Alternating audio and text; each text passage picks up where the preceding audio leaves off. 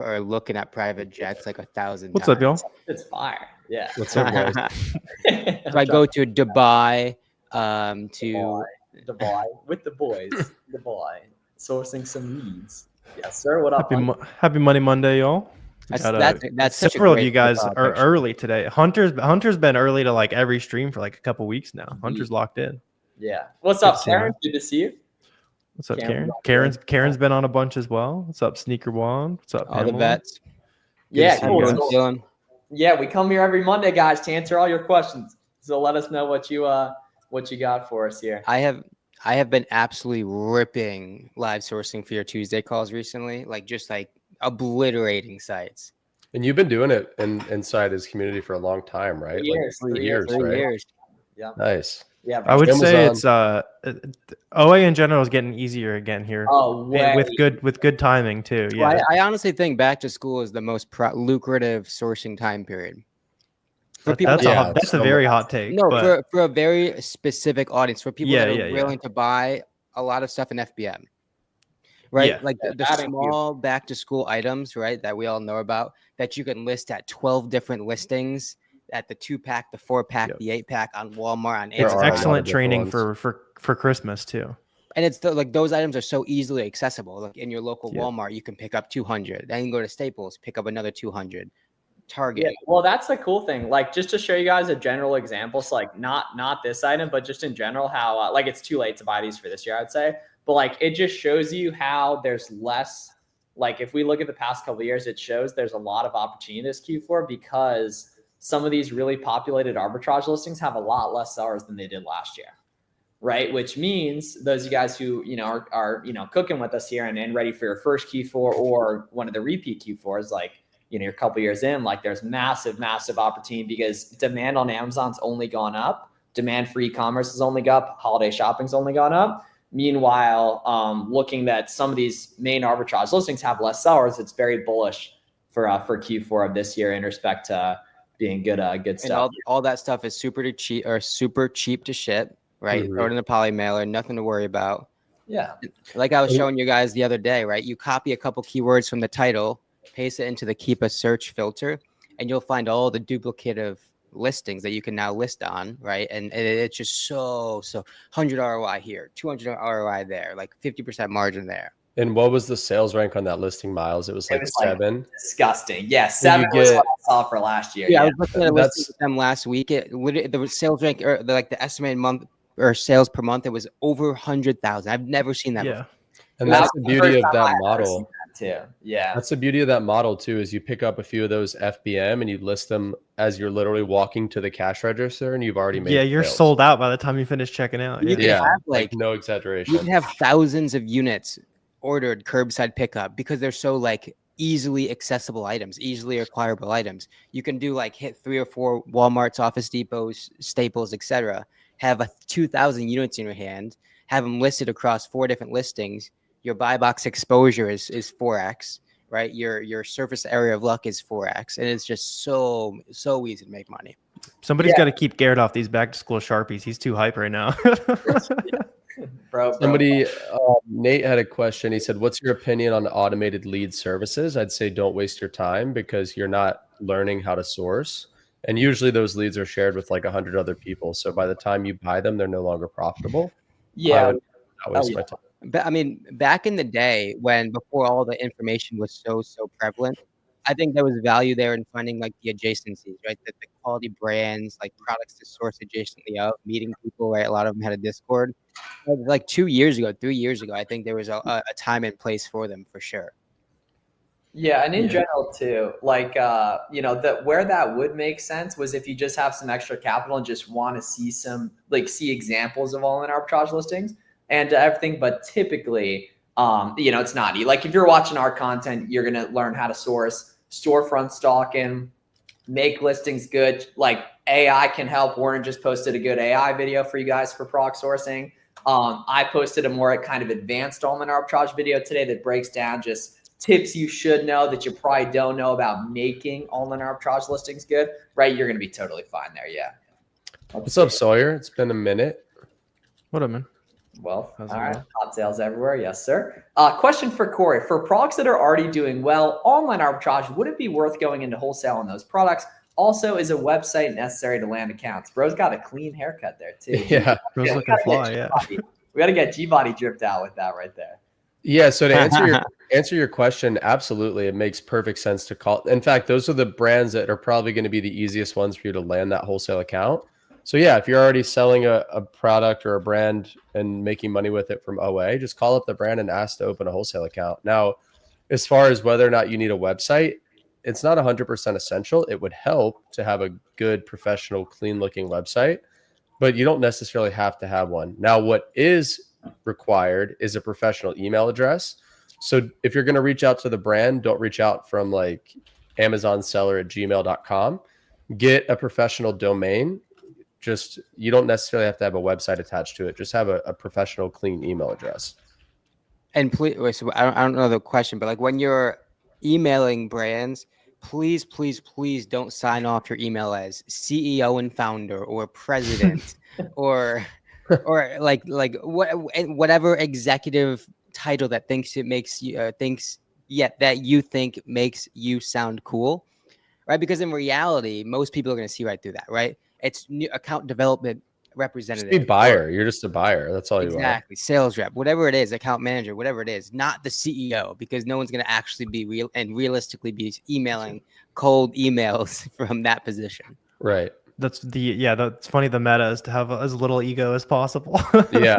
I know. Yeah. So Par says, for online arbitrage, best place to order as to not face invoice ungating issues. Yeah, so don't worry about like invoices, right? We just use order confirmations in 2025.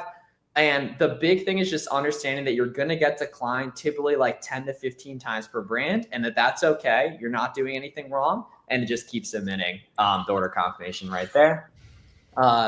More than 20 times. Exactly. See, unfortunately, Jared, right, has gotten declined a bunch for Gap, right? And, you know, even though you typically get declined 10 to 15 times per brand, sometimes it'll be more, right? So Jared, just cover like the whole supply chain for it. It's like your order confirmation, your shipping confirmation, your delivery confirmation, a picture of the product, you know, a picture of the shipping label from the box, right? Take a picture of the credit card statement, put that all in one combined PDF, and we promise you'll get it right there. Yeah, Cassandra had a good question too. She's just asking about how do you handle returns, because obviously you want to make sure you're, you know, not bleeding money. It's really easy to leak a ton of money out of your Amazon business. So with returns, you can usually clean them up. A lot of stuff that gets sent back to you, like half of it or more, will be good to sell again.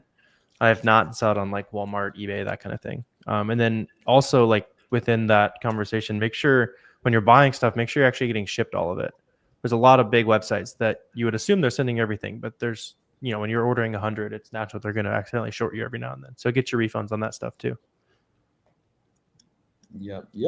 Let's see Dylan Sawyer in here. Any recommendations for prep centers in the Southeast region? You probably don't want one in the Southeast region just because there's no sales tax-free states around there. You probably want one in the Northeast in Delaware and New Hampshire, but our buddy Chris Grant, Clear the Shelf, has a good list of prep centers on his website. And then if you're doing wholesale, you can obviously have a prep center anywhere. Corey, don't you have one in like Georgia or something? Yeah, not anymore. The main one I use is up in, actually Joe's the main one I use up in New York. But yeah, if you're doing arbitrage, then you're going to want one in a tax-free state. If you're doing wholesale, just find one on the East Coast or wherever, really. Yeah. Deal Hunter said, how come Amazon sold 9 of my products and the status shows reserved? Hey, that's good work, bro. Yeah. So when you sell a product, it goes into reserve status, which basically means Amazon is packaging it up and ready to ship it out to the customer. So once their payment clears and Amazon ships it out, then it'll show as sold. So that's actually a good thing. That's perfectly normal. Yeah, and what a lot of people kind of too will like be like unsure with that too is because sometimes your listings will sell before they even check in, and that means that was a great product. It doesn't mean that you did anything wrong. If your listings are selling before they even check in, it means that Amazon's showing them on the listing, even with far out delivery dates, just because that's like normal, for example, for when a listing isn't checked in. And that means you should totally FBM some of that product too. Let's see. Any recommendations how to create a website? I've just from my earlier days, but CARRD card is an That's a good one. easy website builder. It's like $6 too. It's ridiculously cheap. A lot of the ones you see advertised on YouTube and stuff are decent too. They'll just like AI generate, pop I some think text in there. ChatGPT will Like generate the one. Squarespace and Wix and that Good kind of stuff point. works too. Yeah, okay, definitely. That's even better. But like even so, that's not something. I'm assuming you're coming from like a wholesale mindset. That's not something that like hold up your whole plan to start calling your first 5, 10, 15 brands, right? And like we always say, like that's something that could potentially enhance your pitch to the right brand, but a bad website is going to be far more detrimental than a good website.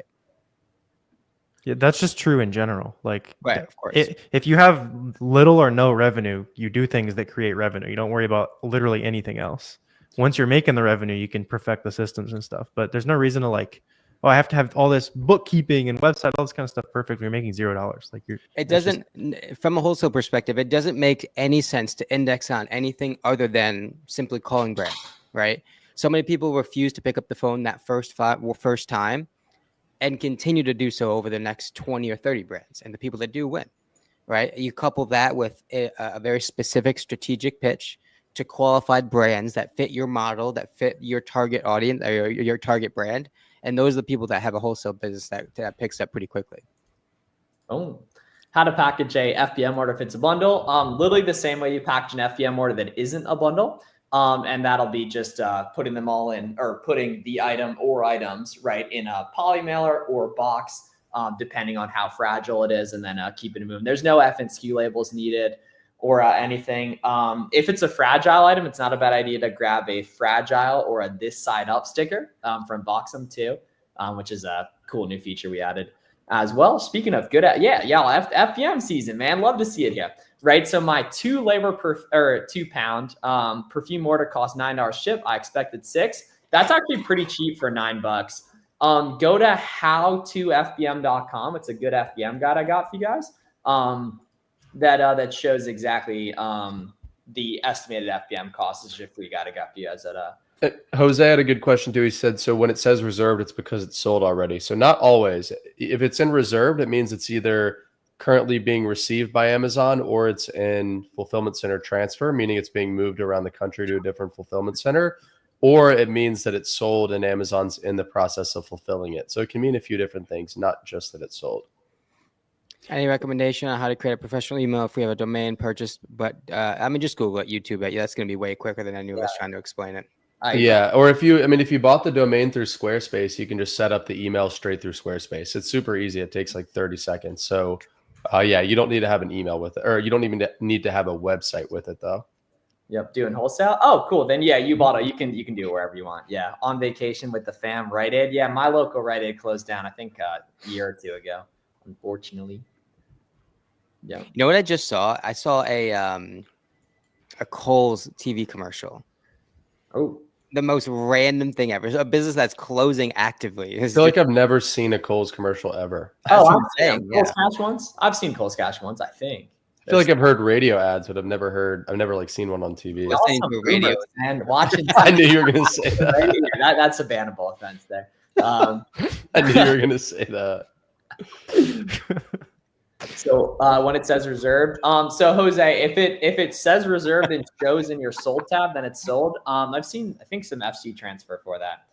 I've heard a radio ad.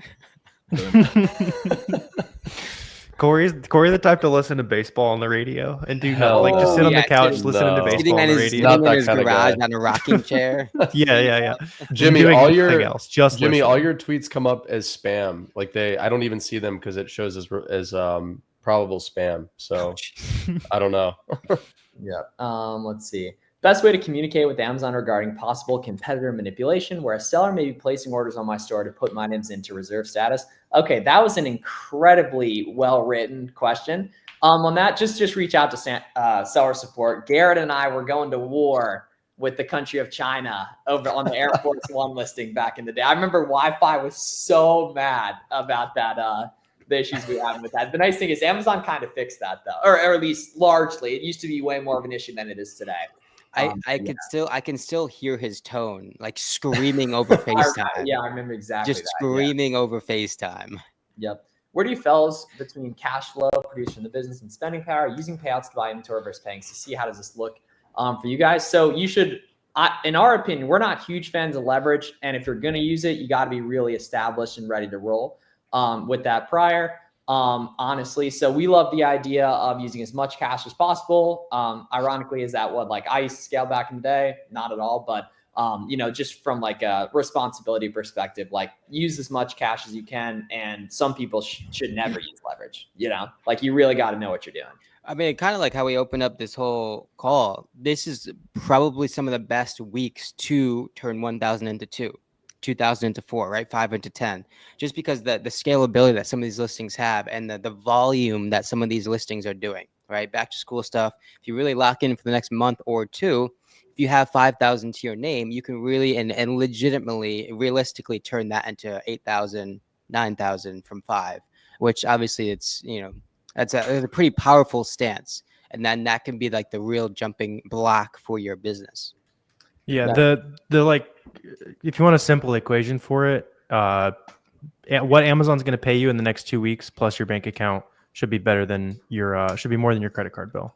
Yeah, that's a good way to put. That's like a very simple way. That's like the safe way. You can tweak that if you want it to be more risky, but that's what I always solved, and I had no problem sleeping at night. I know other people like to leverage and that kind of thing, but obviously that doesn't account for like your inventory and stuff like that. Yeah, but yeah.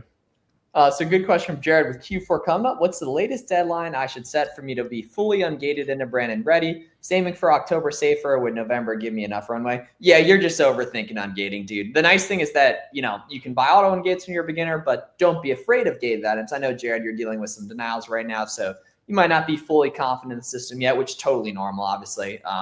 And I think, but yeah, like don't overthink that. Like just buy stuff that's profitable.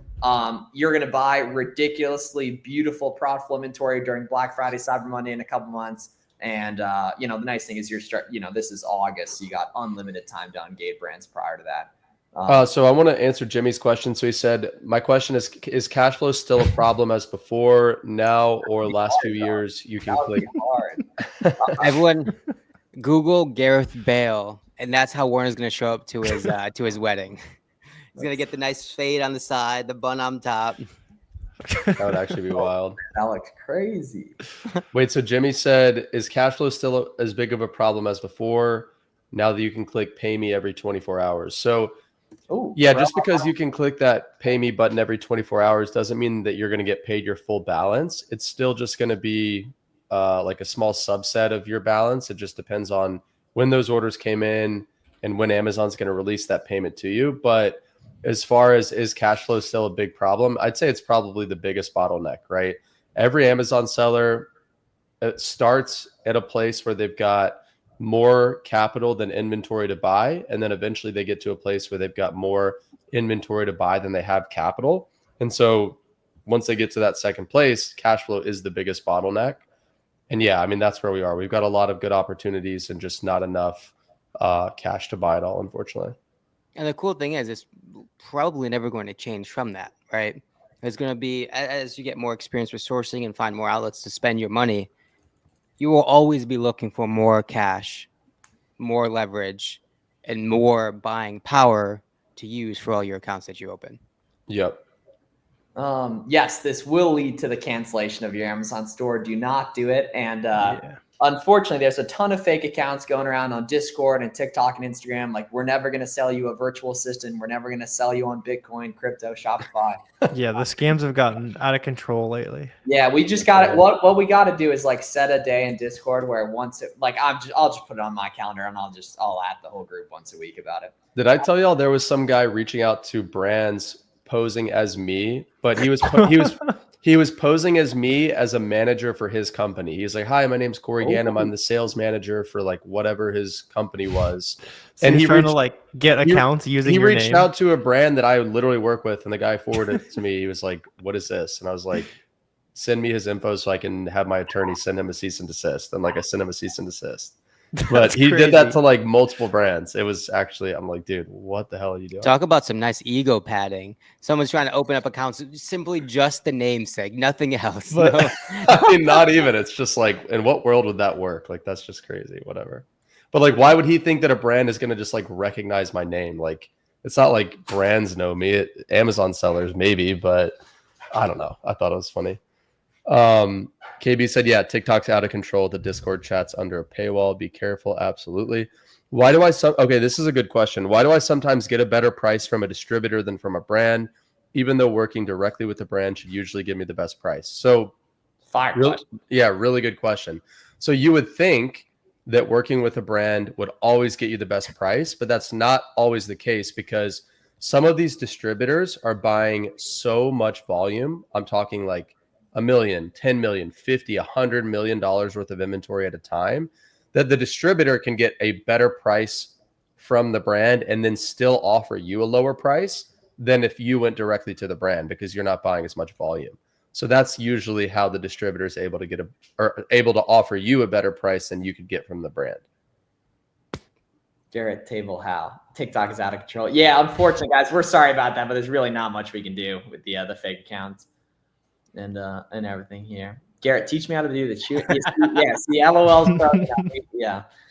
Corey Ganim is a sales point. Like the whole account. Yeah, I'm gonna make a Twitter or a fake LinkedIn profile or something. Yeah, it might work. We all run the fake Corey Ganim accounts secretly. Just ruin my reputation. Brian said he received your cease and desist. Oh, it was you, Brian. Damn. I should have just slid in your DMs. Get a bail haircut as well. We'll all get the bail haircut or something like that. Cool. Yeah, good energy today, y'all. Keep the questions coming every Monday, 5 p.m. Eastern, right? We're here to help you guys, start and grow your business the right way. Now's the perfect time to get going with this stuff. It's the 8th month of the year. Uncle Flips' birthday is next month, and then Q4 starts right there. I should start adding that to the important dates for Amazon sellers that are coming too. Where can I start working with you guys? Yeah, Marco. So we all have different offerings in respect to what we can do to potentially help. So just check the links in our descriptions so you can see more info on those guys here. Yeah. How come you're all changing setups? I moved upstairs, so I went from the bottom floor to the top floor so that George, the dog here, doesn't bark at everybody that walks by the front door. So hopefully it makes it a little easier on you guys. And then he got a massive poster of a book stand to make it. It's actually fake. It's a Zoom. It's a Zoom background. Yeah. Yeah. Zoom. Have you seen like the fake bookshelf doors that you see in like the movies where you like tap it twice and it opens? They need like Zoom backgrounds that make your background look worse. Like it's like a room that's super messy. There's like underwear in the floor. Like you're like recording in front of your bed. Like yeah. Used to do. Yeah, I'm gonna bring out a green screen to get my old background back with the mattress behind me. Let's see. Deal Hunter, you're asking about a customer request to return for FBM product last month. Status showed auto authorized but did not receive yet. Yeah, so a lot of returns will auto authorize and they'll get their money, but if they don't return it, then the refund reverses. That's usually how it works. Yeah. Ooh, interesting. Never heard of people doing that. Probably an angle for it. But not a huge fan of using. Well, I guess if a grant doesn't have to be paid back, then I think it's a great idea potentially. Well, one thing I will say is this obviously doesn't apply anymore, but during COVID, we got the EIDL loan. Oh, those were lit. Yeah. I have another 25 years to pay it off at like 3%. So that really helped. Wait, Miles, remember Wi-Fi back in the day? That was fire, bro. That was oh my God. Oh my gosh, that was diabolical. Dude, COVID times, honestly, like a lot of bad stuff happened, but like those are some of the best years, dude.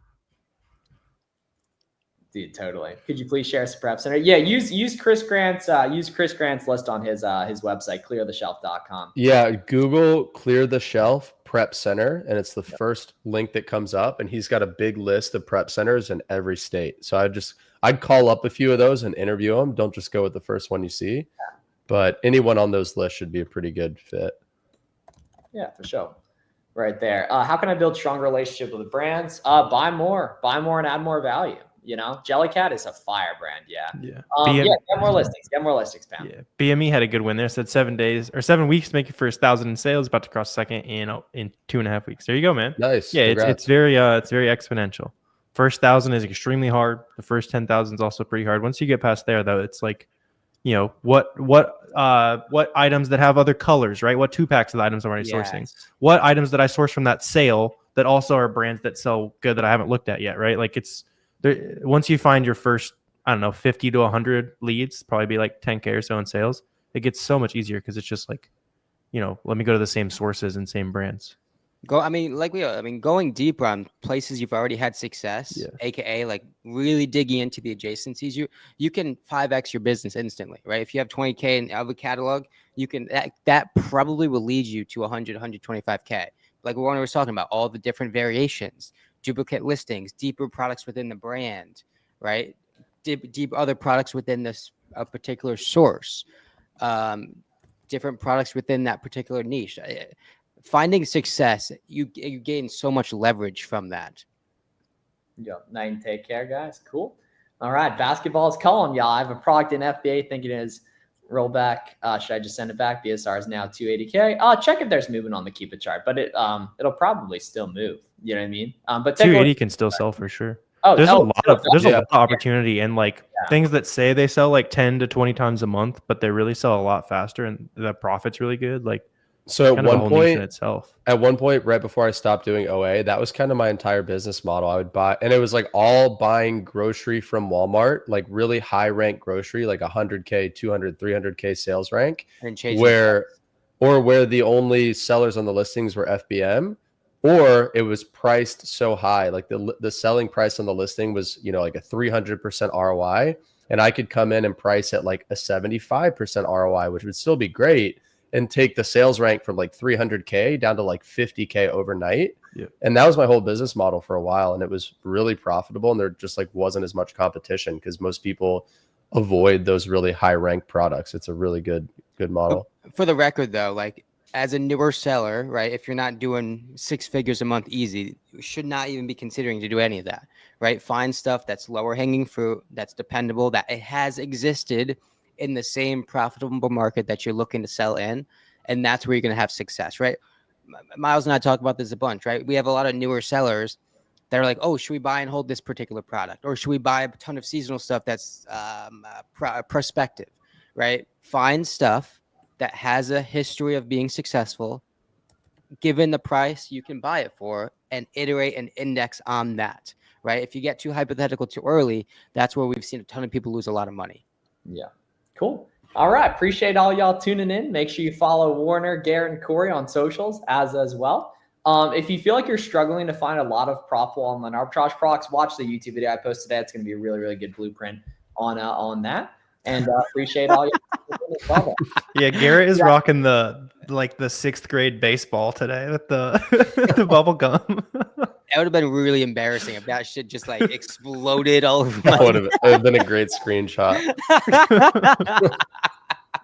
Good energy there. Cool. So y'all have a great day. Thanks. See you guys. Mr.